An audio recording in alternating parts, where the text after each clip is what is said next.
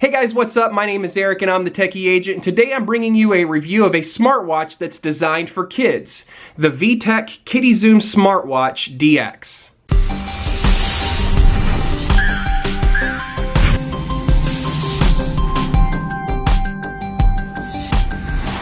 So the Smartwatch DX is actually VTECH's second generation version of their Kidizoom smartwatch.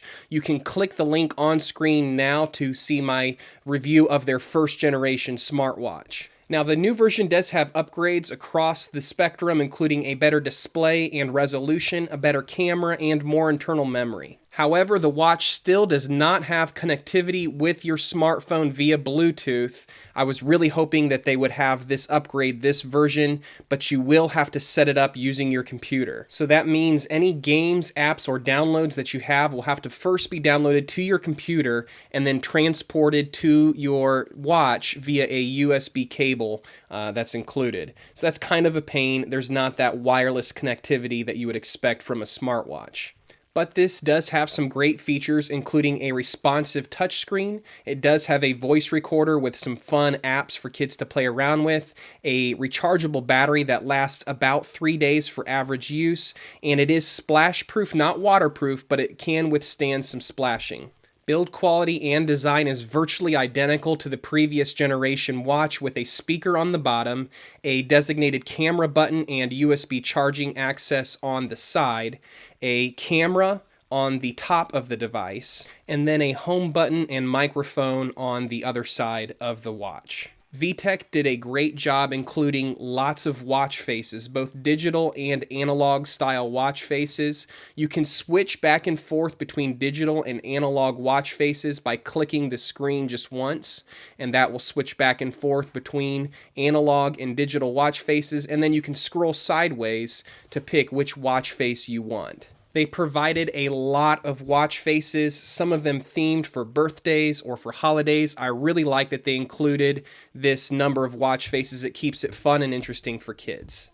Hitting the home button on the side of the watch will take you to the apps for games, activities, utilities, and setup. The watch has some activity games that tap into the onboard accelerometer where you can jump, dance, and play other physically active games, and then it will give kids rewards and scores based on how active they were. This newest version of the watch features an onboard pedometer. It's actually just a movement tracker. It will give kids a score of how many movements they've made, whether that's stepping or waving their arms in the air. It will give them a score. And this will actually run in the background, so this pedometer can run in the background while other apps and games are being used. Now, unfortunately, it's not automatic. You do have to start it and stop it, and it doesn't really give you any helpful information like how many calories your kids may have burned or anything like that. So it's definitely still a work in progress, but I do like that they've added this to the watch. The onboard camera can take both pictures and video,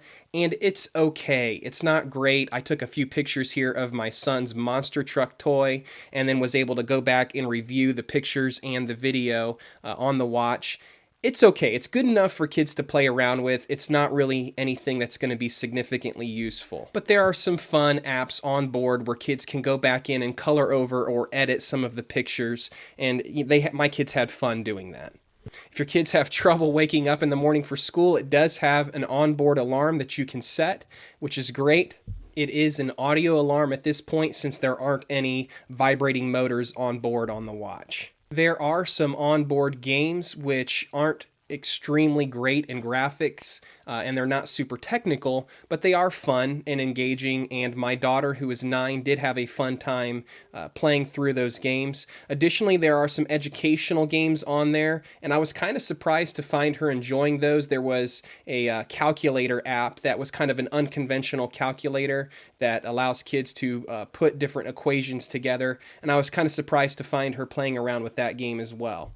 She also stumbled across the activity games, and I came upstairs to find her jogging in place, playing a game where you jog in place, and then it gives you a score as to what kind of animal you are. So you could be really slow like a snail or really fast like a rabbit. Did you do good? I was fast as a bunny.